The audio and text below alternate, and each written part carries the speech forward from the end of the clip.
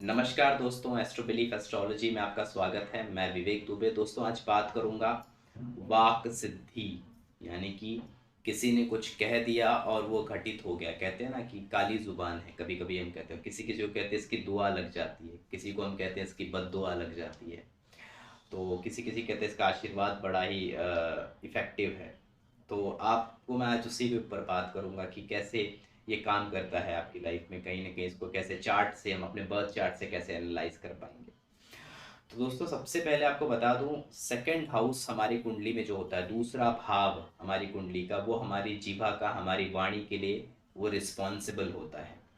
तो दूसरे भाव से हमें पहली बात तो शास्त्र में कहा जाता है, एक तो कि दूसरे भाव का संबंध अगर बृहस्पति से हो जाए, दूसरे भाव का संबंध या दूसरे भाव के स्वामी का संबंध बृहस्पति से हो जाए, बृहस्पति देख रहे हो, बृहस्पति साथ में हो, बृहस्पति बृहस्पति से कोई संबंध बना रहा हो, दूसरे भाव का स्वामी या दूसरा भाव, तो ऐसे लोगों का अच्छा दिया हुआ आशीर्वाद या अच्छी बातें फलित जल्दी होती हैं। यानी कि ये आपको कुछ आपके भले के लिए समझाए तो आप इनकी बात मान लीजिए, आपका सच में अच्छा ही होगा।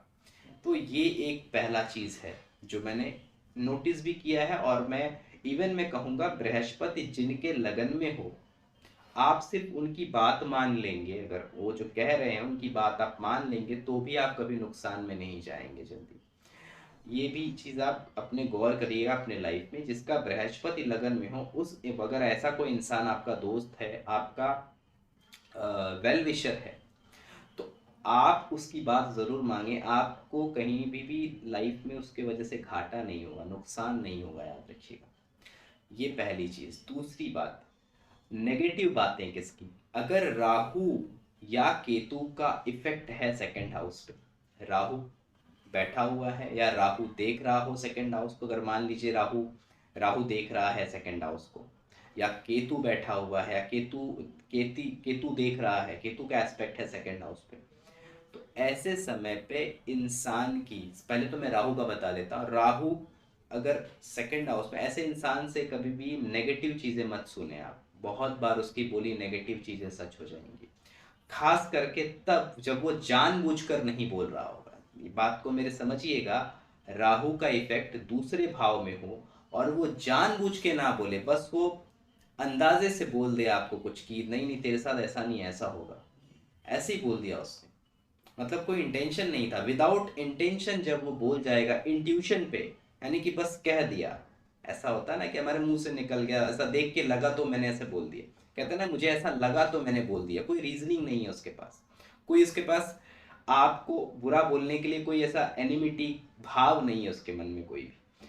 ऐसे समय पे जब वो कोई कुछ भी बोलेगा, वो राहु का प्रभाव, राहु अगर दूसरे भाव को देख रहा हो, राहु दूसरे भाव में बैठा हो, ऐसा आदमी बिना इंटेंशन, यानी कि कोई इंटेंशन नहीं है, कोई कोई दोस्ती नहीं, कोई दुश्मनी के भाव से नहीं बोला, किसी दोस्ती के भाव से नहीं बोला, ऐसे जस्ट कह दिया तुम्हारे बारे में कुछ नेगेटिव कह दिया, तो याद रखिए वो हो जाएगा आपके साथ। वो 100% है कि वो घटना आपके साथ घट जाएगी फिर। तो इससे बहुत सावधान रहिएगा। केतु की मैं बात करूं, केतु अगर दूसरे भाव में बैठा हो, केतु अगर छठवें भाव में बैठा हो, ऐसे समय पे भी अगर ऐसा इंसान आपको कोई बद्दुआ दे दे, तो लग जाएगी, याद रखिए, इसकी बद्दुआ बहुत तेज लगेगी आपको। और ऐसे समय पे इनका आशीर्वाद अगर आप लेते हो, ब्लेसिंग्स लेते हो, तो वो भी बहुत अच्छी लगेगी। केतु की यही खासियत है कि केतु अगर केतु जिनका दूसरे में है या फिर छठवें में, इनसे आप अपशब्द मत सुनिए कभी भी, याद रखिए। इनका अपशब्द जो है आपकी लाइफ में बहुत घातक सिद्ध हो सकता है। इनका आशीर्वाद लीजिए, इनका आशीर्वाद आपके लिए बहुत शुभ होगा। अभी मैंने देखिए राहु के केस में नहीं कहा कि आप उनका आशीर्वाद लीजिए, लेकिन केतु के केस में मैं कह रहा हूँ इनका आशीर्वाद लीजिए। राहु के केस में बस ये कह रहा हूँ कि इनसे कुछ नेगेटिव मत सुन लीजिए, वो आप जो कह देंगे वो सत्य हो जाएगा। दोनों में फर्क समझिएगा। दूसरे भाव से संबंध जब भी राहु या केतु बनाते तो ये होता है।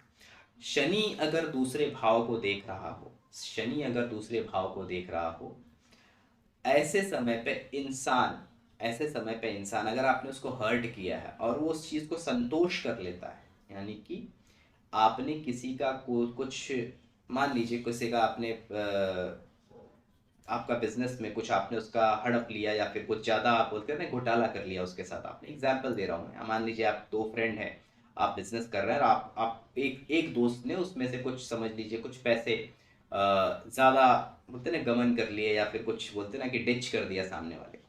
तो अगर वो जो दूसरा बंदा है उसके सेकंड हाउस को शनि देख रहा है या शनि बैठा है सेकंड हाउस में, तो याद रखिए उसे कुछ करने की जरूरत नहीं, उसे सिर्फ अगर वो संतोष कर लेना शांति से, तो जिसने भी धोखा दिया है उसका बहुत बड़ा लॉस होने वाला है।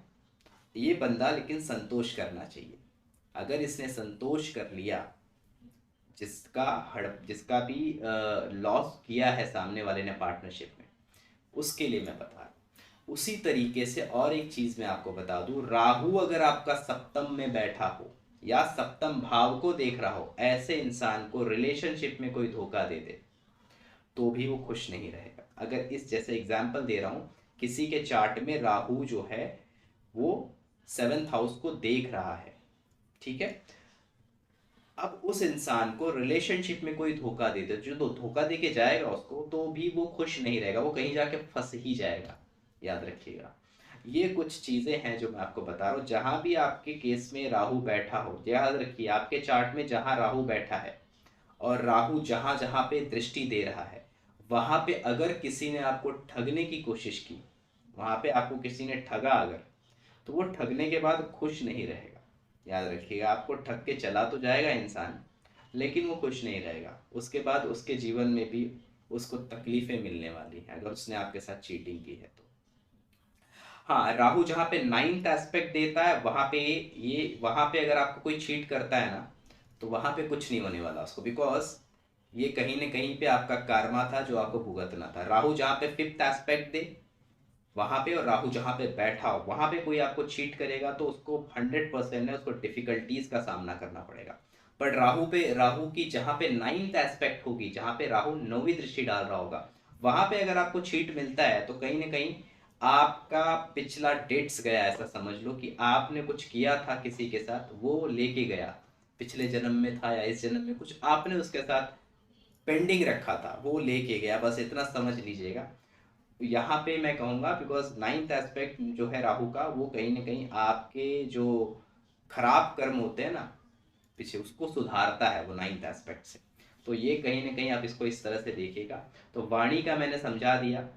अगर सेकंड हाउस पे इस तरह से प्रभाव है जैसे मैंने आपको बता दिया, तो उसको देखिएगा। राहु का एस्पेक्ट है तो इंट्यूशन में कुछ बंदा बोल जाए तो संभालिएगा। बृहस्पति के साथ बैठा हुआ कुछ अच्छा बोलता है तो आपके साथ वो भी होगा। बृहस्पति एक अच्छे प्लैनेट है।